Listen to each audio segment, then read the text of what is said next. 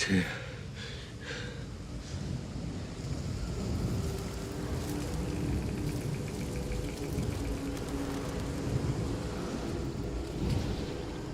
Everyone on my position. We have incoming. What the hell?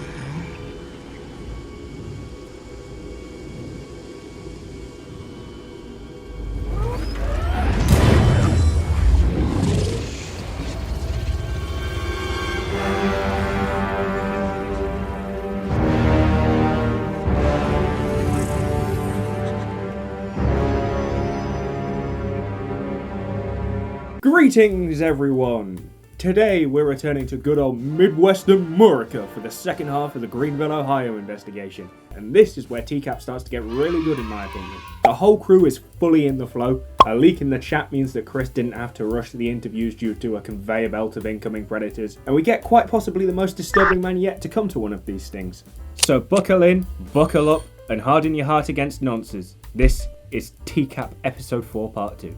I can't say what I would do when I'm drunk. I met her in, like, the Ohio 36 room. MySpace. Bloody hell, I sometimes forget how old this series is. When this episode released, I was 6. Now if you ask a 6-year-old what's a MySpace, they get bored because you aren't a TikTok. But if you put a Subway Surfers video under your face and ask a 13-year-old, they'd still have absolutely no clue because they would have been born 5 years after this episode aired. You know, if you had me naked, I'd want more, right? Chris, please, in private. We've been over this. So after Chris gets finished telling us that Dateline have flooded this town of 13,000 people with child predators, we get to meet our first person. This 30-year-old, screen name Meat Rocket 8. I must ask, do these people not have any shame whatsoever? And that's not even me asking about being a child predator. I get slightly embarrassed when I find out Sexy Sophia or Fuck Me Francesca likes one of my tweets. But these people are going into public chat rooms with these screen names. Just imagine how you feel being on the receiving end.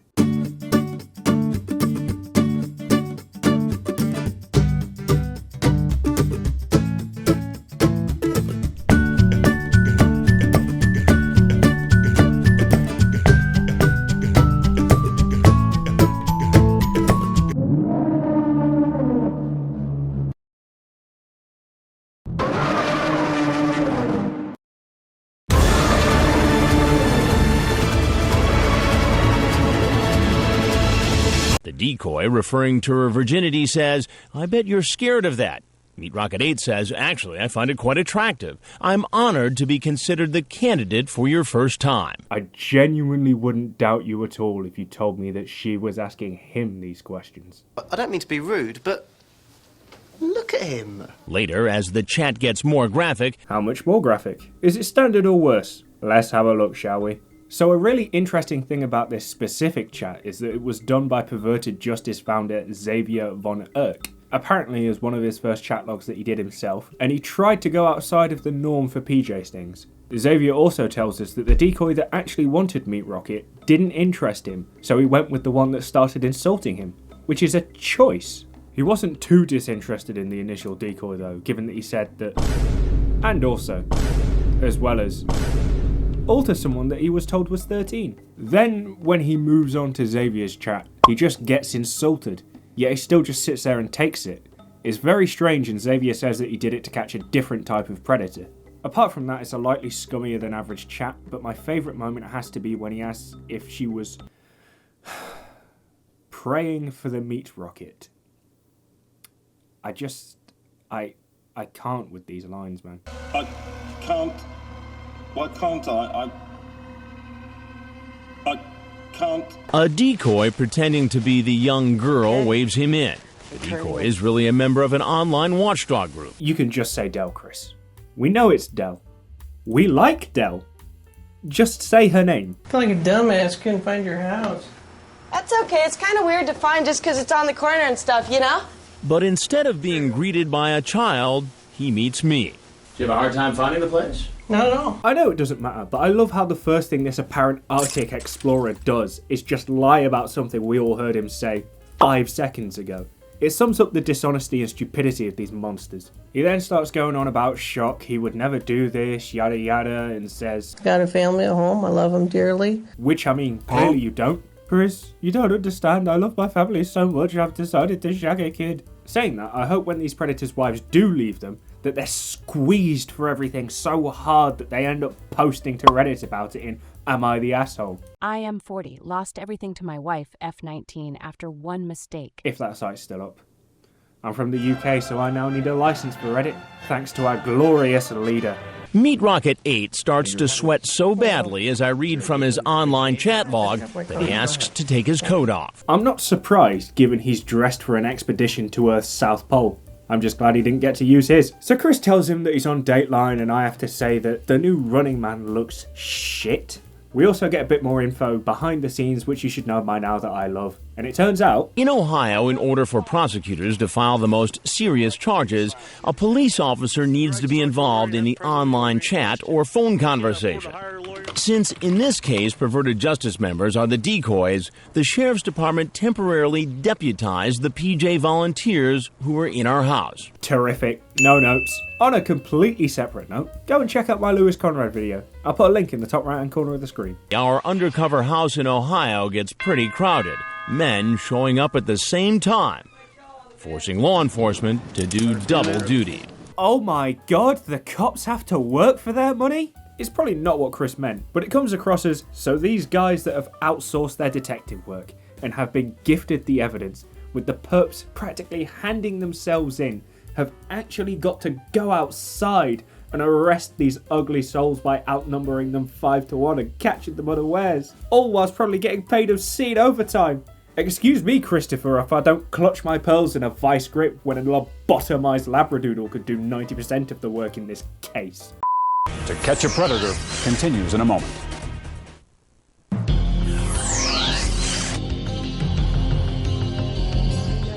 I need that TCAP OST released, and I need it released yesterday. I gotta finish getting changed, okay? Huh? I gotta finish getting changed, okay? Well, I'll watch it. I wanna see you changing. I want you to show me. I wanna see you naked.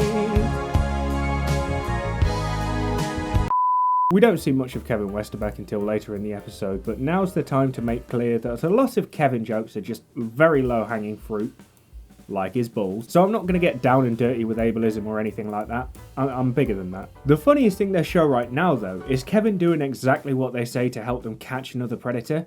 It's like predators themselves absolutely despise predators. We should set them to catching predators immediately. There wouldn't be any worse than these modern predator hunters that just alley-oop mentally disabled teenagers for cheap clicks. Sometimes even letting these criminals earn their freedom. Let me know if you'd like a video on those guys, by the way. He's a 45-year-old truck driver, Roger Brummit, screen name Roger 4450. Finally, a normal fucking screen name. He takes off out the back door where detectives are waiting. Get on the ground! Get on the ground! Sheriff's office! As we What? told you earlier, No, I wanted to see the pursuit. Something happens in this small town that we weren't expecting. Several men from the local area who had been chatting online about sex with decoys posing as young teens suddenly change their minds about coming to the house. And Detective Mike Burns is convinced there's been a leak. Who leaked this? PJ? Dateline? The police? Chris?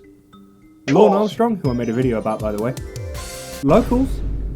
Dateline at the very least should have launched an internal investigation to make sure it wasn't them, because it could be argued that this Doctor Who level security led to a much smaller predator haul, and the death of the show, if this is similar to how Lewis Conrad found out about the show's investigation. He's 43-year-old Kenneth Brinkman, screen name Jungle Mania 20050. Why do him and Roger look like cousins? Also, what were the instructions for these photos? Sassy car mechanic? Dad's sectioning next? Computer literate nonce? He types, I cannot believe that I'm actually thinking about blanking your blank. Poetry. Absolute fucking poetry. Also, if it's unclear, he said sucking cock. which has me wondering why they censored sucking, but hey ho, that's life. So the human version of Theodore just denies everything as per, as Chris reads his chat, and he leaves when the cameras come out, and the only thing I have to say about his arrest is that he takes a really long time to get his hands up with guns in his face. Unrelated, but it always baffles me when experts call predators smart. This man walking down the driveway is a 27-year-old deli worker, Jeffrey Stacey, screen name singletxguyforfun. There he is! Jeff Stacey is well known in the TCAP community because of his voice that was made for mime work, and for some other nonsense that he tries to pull later. Fun fact, after his arrest he got married to a woman he met online. He was part of the dojo, and then he died in a Walmart car park. He's been chatting online about... Let's have a little look-see then. With a 4.38 sliminess rating, Jeff starts off the conversation by lying about his age and trying to catfish the girl because the world is horrible and life is a nightmare. Then, just 3 minutes and 53 fucking seconds after contact, he asks the girl that he thinks is 13 whether or not she'd like to see him get naked. So my channel doesn't get nuked from orbit. The chat is basically Stacey begging for the decoy to get naked, and he sent her explicit images with the head cut off and claiming them to be him. And I know that this is to catch a predator, but it still hits you sometimes just how insane these idiots are. I'm gonna go up and get ready, okay? Okay. Wait at the bar for like 5 minutes and then follow me up, okay? Okay. Okay. I will never understand why these guys look so miserable. They think they're about to get it on. Why do they look like they've been given a box set of asylum films? You ask her if she's horny. What's wrong with that? You ask if she does anal. It's a question.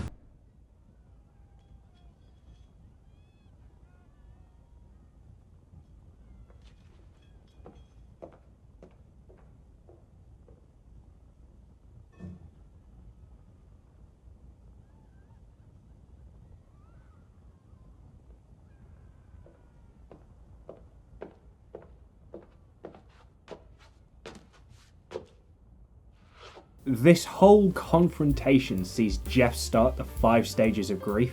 He starts off denying anything is wrong. I don't see the internet and real life are two different things. Then gets angry at himself when he asks the officers to kill him. He tried bargaining at his court hearing. He pled not guilty, by the way. We see depression throughout his entire interrogation, and acceptance never happens, but hey. That's a number I can live with. Do you get why teen girls at a certain age cannot give consent legally? Yes. That pause and delivery, though. Super convincing, no notes. You didn't have to cut me off. Like that we were nothing. I don't even need your love. So Jeff leaves with a little look that I find hilarious, and we get... He's 20-year-old Robb Klinne. And not to beat a dead horse, but it's hilarious how this guy looks 30 years younger than the fully grown adult man they wheeled out as a 13-year-old in HVP. Also, I like to assume that that conversation went a little something like Star Wars 5. It's too old. Yes, too old. He finishes what he begins. I won't fail you. I'm not afraid. Screen name rkline05. We'll take that screen name. As I start to question him, he seems to get flustered and comes up with this. I was actually just going to stop by here to let her know that I wasn't going to be here because I have to go meet with other people. I genuinely think that this might be the worst excuse ever. Yep. Probably. Even Chris has to take a second to process the sheer idiocy of what he's just heard. He then just keeps chatting to Chris even when the cameras get brought out, which is the worst thing you can do as a predator, but I don't know. He even shakes Chris's hand and then pulls this. Do you see why that is hard for me to believe? I can see why it's hard to believe. I can see myself why it's hard to believe. So why should I believe you? Exactly.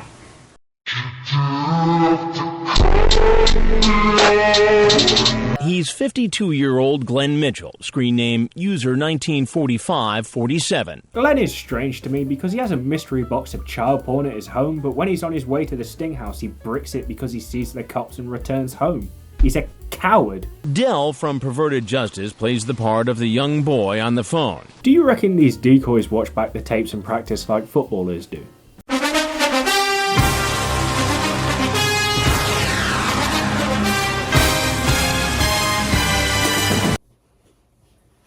Such a glorious day catching paedophiles. I do not understand why you would say that at all. Oh, everything about this is just so cringe. Why the hell have I said that? Please make it stop. Well, there's only one solution. I'm gonna jump off a bridge. Mitchell has refused to be extradited to Ohio, so for now, Dark County detectives have not questioned him. We're going to have to get an extradition warrant, which that's a long process. The American legal system is a joke, because how are you allowed to refuse to be moved to another part of the country to face your crimes? Unless it's for health reasons, I don't get it. We then see Meet Rocket 8 again, and they let us know something quite funny. Your mom's a city prosecutor and your dad's a cop. And given the way you waddled into the house, all I can think about is... To teach me humility, the gods have condemned me to what you waddle about. Next up's the funniest moment in the episode. I'll read you some more chat. So do you have a nice... Yeah, well, what were we talking about prior to that? Maybe he has a point, though. Perhaps they were in a rooster chat room. Child porn? There's been one instance where I found some of that and some, I don't know if it was like bestiality stuff or something, and I had to delete that. Honestly, fuck this guy for chucking his family under the bus. I don't believe him for a second, though images of that nature were never found on his computer. He threatens to kill himself. Damn all these underage girls. That's why it'll never work. You make me suicidal. Suicidal when you said you're 14. When the detective takes off the handcuffs so the man can sign his statement, he grabs the pen and makes a half-hearted attempt to stab himself. We are 2 scandals away from Pam Bondi using AI to make this into Jeffrey Epstein's death footage.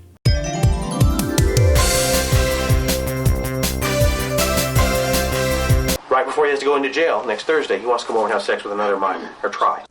He's talking about Kevin Westerbeck, the man with the bird on his head. Cheers, Jeff. He's been chatting with someone posing as a 13-year-old virgin, Corinne Destiny Forever. Oh, God.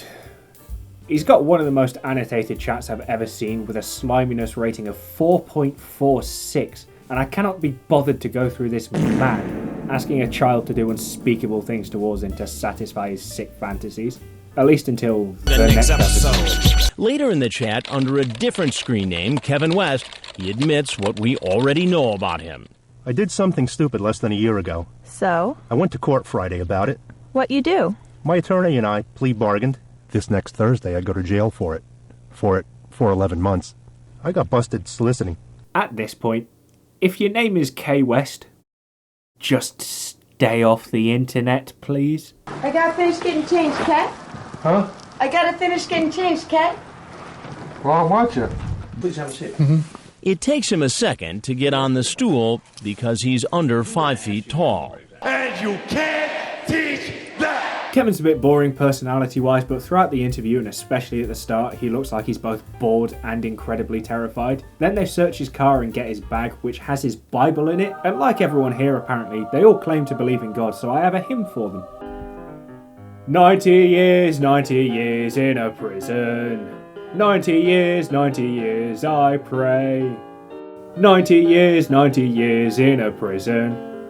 Lock them up until the end of days.